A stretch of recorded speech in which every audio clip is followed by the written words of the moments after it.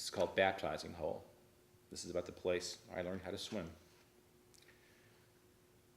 The narrow clay road curves abruptly at the baptizing place and stalks the creek for nearly a mile before cattle guards and narrow gates and taciturn ranch houses begin to resist. There was a post office and store somewhere between on the creek side, given over completely a century ago.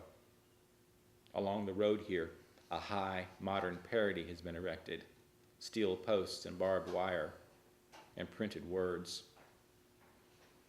Back by the bend, there were picnics and tent revivals, and 1,000 souls made clean in the green, quickening waters below.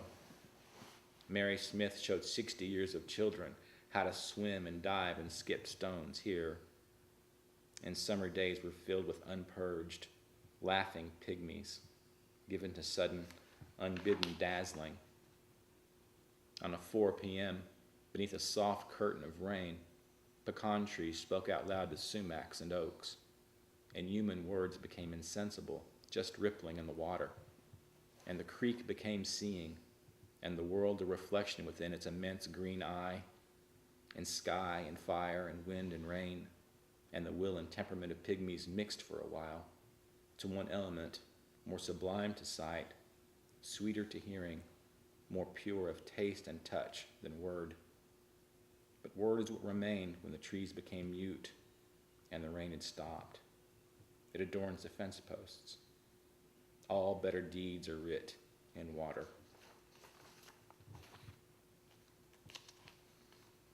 The pink house.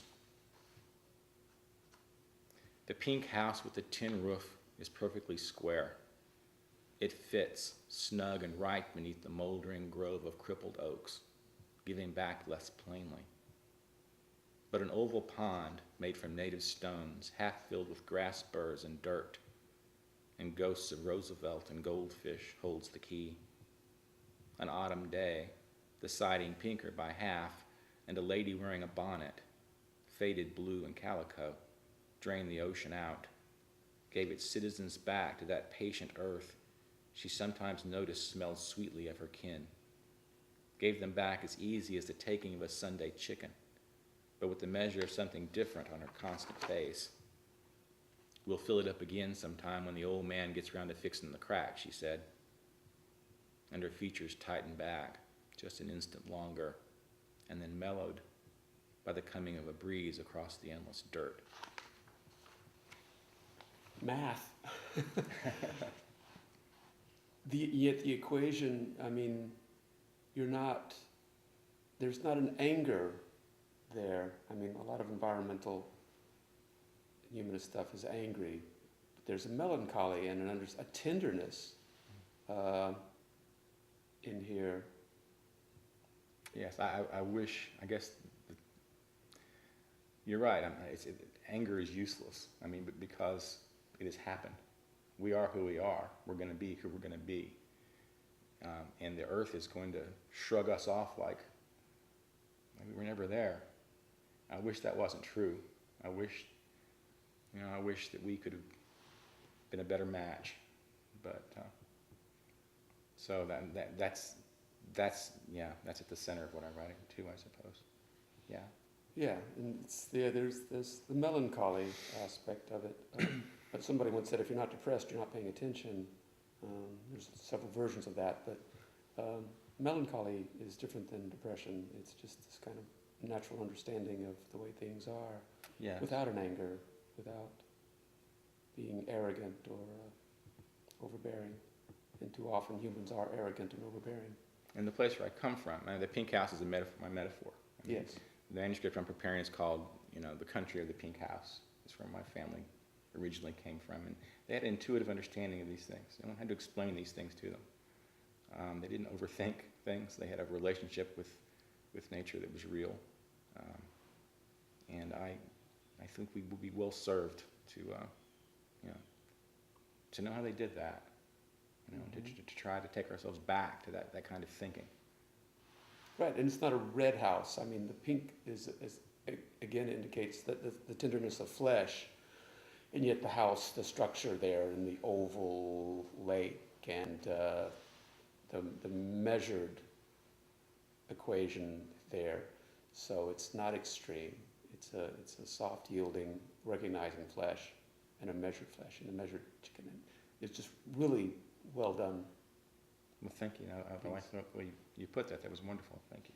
Mm-hmm. This is called The Man of the Pink House. In the lush calm of Tuesday, the man of the pink house sat on the edge of the great bed in the white room, holding his father's watch. Strength is measured uncommon ways, Paul always said, speaking to the catastrophe of will upon the place of things in their time.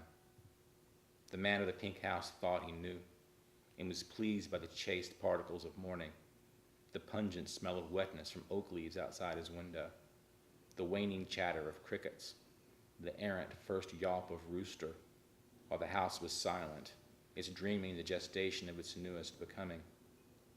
The sleeping woman beside him, immutability, and the boy in the blue room whose chest rose and fell with its murmuring, its witness.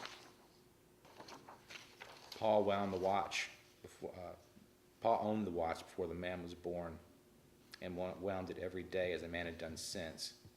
And he wondered some mornings if time itself was a construct of the old watch. If he neglected to wind it and drove off in the dark to feed the animals, would the sun still come? Would the livestock bellow and moan and lumber to the tapping of his horn?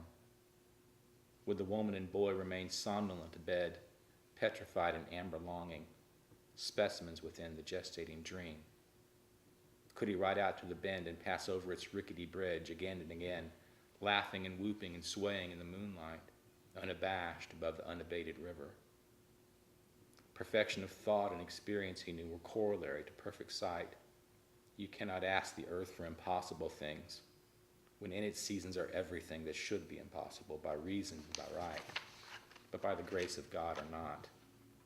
Besides, he was wanting breakfast, and before the woman stirred and opened her eyes, the man of the pink house began to wind his watch. "Good morning, old woman," he said. The blue room. There was a giant window beside the great bed of the blue room, facing the wood. Deep in that interior, well beyond the creek, a single light would show all night sometimes, like a star that had slipped from the ether to join with the liquid shadows beyond the fence. The blue room in the pink house was its marrow. 4 doors led out to other rooms. Hallways were an exotic accoutrement once, and bath or kitchen were uniquely accomplished from 2 of them. To sleep in the blue room had connotation. Company never slept there, and the cynical implication thus obtained by some revealed a kind of crude classism, and worse, a failure of imagination. To sleep in the blue room denoted belonging to the room and to the pink house and to the wildness that held them both. It meant your company was informal as a giant oak tree by the wash house, expected as late autumn frost on the cholla, necessary as a loamy red clay in the garden. You required no special accommodation because you were not rare or celebrated or temporary, and nothing real was temporary in the country of the pink house.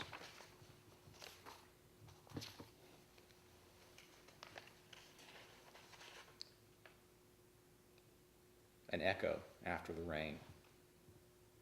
The pink house is closed up tight, as if locked doors or plywood can keep the wildness out once it decides to come in. It snakes through floor planks, seeps under doorways, and dribbles through keyholes. It radiates clean through the cringing tin roof and mingles with the furniture, tempts 2x floors to rot, persuades plumbing to fail, a seduction in the end. It reclaims its dead. The man and the woman hear it, other side of the pecan orchard. They listen to its creaking, hear its lonesome wail, and remember the sweetness of its convulsing. They call back across the teeming grass, an echo from the wet, red dirt.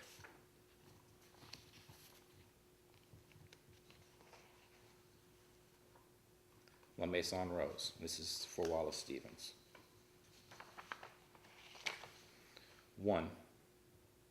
This house was made from oak and ash and cottonwood, felled and hewn from nearby woods, half-timbered, mortised and tenoned, plastered with Teutonic precision by old country artisans who blew in, performed their crafts, then blew away again.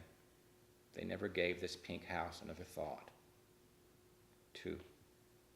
Playboys and troubadours have livened these walls, and Luke the Drifter's given odes to whippoorwills and light. Voices here echo mathematical harmony. Even the cantilevered roof that covers the back porch reflects the essential geometry of exception. The lurid trill of an albino skunk, the weird mooing of a horse who believes herself a cow. Integers crucial as any in the equation that explains our pink house. 3. We are wearers of earth who live here, wrapped in the lineaments of place. At night we warm by filaments of sheep. In sleep we dream upon foul plumes. Waking, our heads and feet are armored by epidermides of beeves, our bodies arrayed in hirsute bowls. And when we die, we are folded inside, vested in oak, in maggots, and loam. 4. Our edifice of light is square by design and towerless, bereft of palms. We glory in tuftless, ordinary days. It is a place of windows and stars, and a receiver of suns and moons. It is known to every kind of wind, moans in August with the odor of rain, and creaks under the restless weight of human purpose. Barely civilized, it longs for the promiscuous pleasures of entropy. 5. Our imagination has joined with this house and cosmos. Our walls are thin. Rituals of seasons, rituals of time and space, and hewing oak and cottonwood.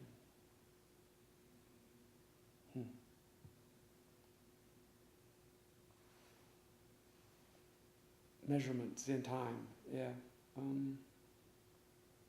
Giving ourselves to time and giving ourselves to earth. Letting the earth, it is so, living the lives we lead, it is so easy to forget who we are and where we're from and what we're really about. But the poem prior to this, yes, and the poem prior to this, you talked about the real is not temporary. Yes. As We are humans, temporary. We are temporary, yes. But there are elements within us that are not.